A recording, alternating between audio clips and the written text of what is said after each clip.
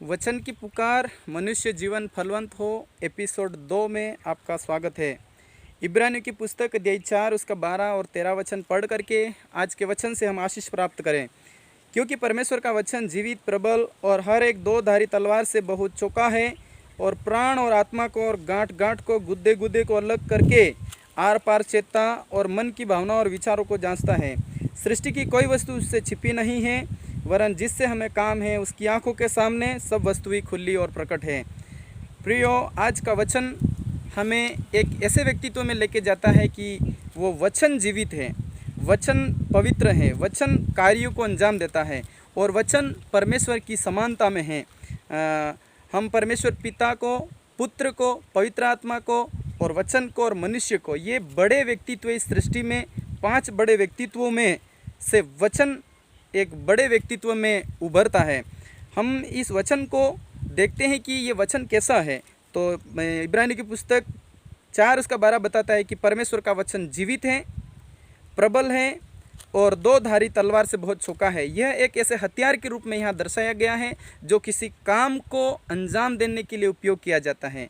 तलवार किसी काम को अंजाम दिया जाता है और ऐसे ऐसे छोटे छोटे कई हथियार, जैसे मनुष्य जीवन के ऑपरेशन के लिए कई हथियार है जो विशेष काम के लिए विशेष हथियार, वैसे ही ये परमेश्वर का वचन है, वो एक ऐसा हथियार है जो मनुष्य जीवन को ऑपरेट करने के लिए, उसकी अलग अलग समस्याएं निकालने के लिए, अलग अलग कहाँ कहाँ क्या क्या बीमारी है, क्या समस्या है, उस समस्या को निकालने के लिए वचन को परमेश्वर ने तैयार किया है।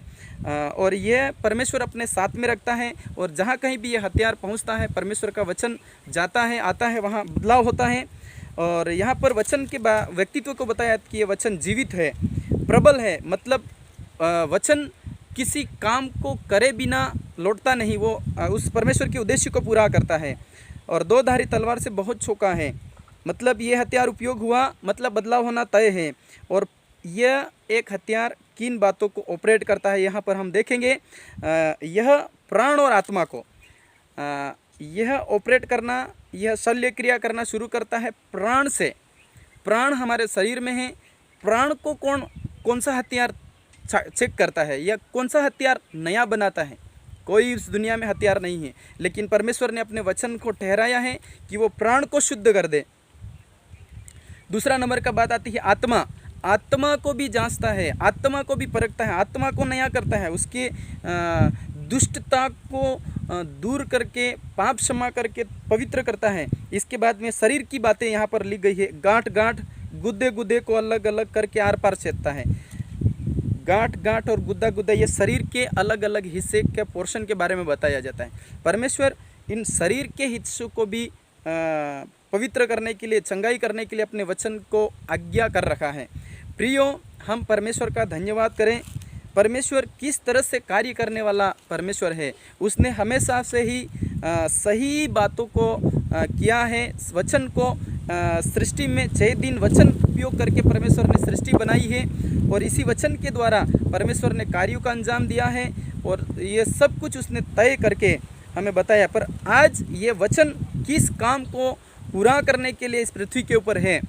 ये वचन मनुष्य जीवन को फलवंत करने के लिए है।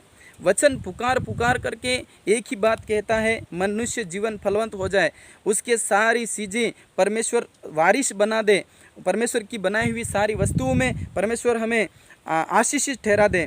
और अलग अलग करके छेदता है, छेदता आर पार सारी चीज़ें, प्राण, आत्मा, गांठ गांठ, गुद्दा गुद्दा, ताकि चौका पाया जाए। परमेश्वर के यहाँ ऑपरेशन करने वाला, चंगाई करने वाला परमेश्वर है और ये वचन को हथियार के रूप में उपयोग करता है। जहाँ कहीं वचन जाएगा, वचन सुना जाएगा, वचन देखा जाएगा, वचन बोला जाएगा, वचन विचारा जाएगा, परिवर्तन आएगा, क्योंकि परमेश्वर का वचन है। और हालेलुया, आज हम परमेश्वर का धन्यवाद करें। सृष्टि की कोई वस्तु इससे छिपी नहीं है। सृष्टि की कोई भी वस्तु परमेश्वर से, पुत्र यीशु से, पवित्र आत्मा से और वचन से नहीं छुपी है। और 5वां व्यक्तित्व मनुष्य छुपा हुआ है, मनुष्य डरा हुआ है, लेकिन 5वें व्यक्तित्व को प्रभु ढूंढने के लिए 4था व्यक्तित्व वचन और त्रिएकता परमेश्वर की 5वां व्यक्तित्व को शामिल करने के लिए परमेश्वर कार्य करता है। और वरन जिससे हमें काम है उसकी आंखों के सामने सब कुछ प्रकट है। हमें परमेश्वर से काम रखना है, इन दिनों में परमेश्वर के वचन से काम रखना है, प्रार्थनाओं से काम रखना है, ताकि हमारा जीवन फलवंत हो जाए और हम पूरी तरह से परमेश्वर के सामने खुले हैं। हमारी परिस्थितियों को परमेश्वर देखता है, हम किस दशा में उसको हम देखता है, परमेश्वर देखता है। लेकिन परमेश्वर चाहता है कि हम हमारी दशा में रह करके परमेश्वर को देखें, उसके वचन को सुने, और परमेश्वर की दया को हमारे पर आने के लिए हमें कदम उठाना पड़ेगा, हमें वचन सुनना पड़ेगा और वचन के अनुसार चलना पड़ेगा और दुष्टता से हमें बाहर आना पड़ेगा। परमेश्वर का वचन हमेशा हमेशा कार्य करता रहा है, आज भी हमारे लिए कार्य करें। इसीलिए आज मैं आपसे बोलना चाहता हूँ, अगर आपके पास ये पुस्तक हो तो इन वचनों को पढ़ते रहें, विचारते रहें, मनन करते रहें। जब आप वचन से भर जाओगे, पवित्र आत्मा आपके ऊपर उतर आएगा और आपको सब प्रकार की संपूर्णता में से देगा। यीशु ने सब कुछ तैयार किया है। क्रूस के ऊपर यीशु ने पुकारा था, हे पिता, यहाँ सब कुछ पूरा हुआ है और मैं अपना आत्मा तुझे सौंपता हूँ, और सब कुछ पूरा कर दिया यीशु ने। तो आज हम यीशु की बातों का आदर करें। यीशु ने वचन दिया, यीशु ने अपने वचन में कहा है, अगर तुम मुझसे प्रेम करते हो तो मेरी आज्ञाएं मानोगे, मेरे वचन में बने रहोगे। वचन में बने रहना बहुत ज़रूरी है। आज हम विश्वास करते हैं लेकिन वचन में बने नहीं रहते, वचन को समझते नहीं, तो हमारा जीवन में कई प्रकार का अधूरापन, और यह अधूरापन ही हमें सताता है। आज हम मिल करके प्रार्थना करें। स्वर्गीय पिता, आज का दिन तूने हमें दिया और तूने वचन से हमें बात किया, और इब्रानियों 4:12 और 13 वचन से हम फलवंत होना चाहते हैं। प्रभु यीशु, तू देखता है तो तू हम पर दृष्टि कर, हम तुझे देखना चाहते हैं। वचन के द्वारा हम ऑपरेट होना चाहते हैं। प्राण, आत्मा, जीवन और गांठ गांठ, गुदा गुदा जांच करके तू शुद्ध कर दे परमेश्वर।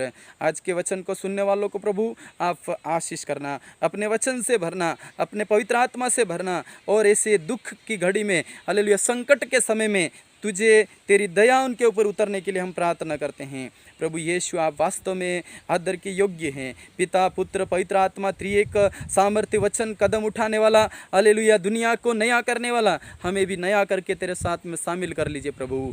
और तेरी दया के हकी प्रभु हम अधिकारी होने के लिए हम प्रार्थना करते हैं। प्रभु यीशु, आज विशेष करके तेरी महिमा होने पाए, यीशु मसीह के नाम में, आमीन।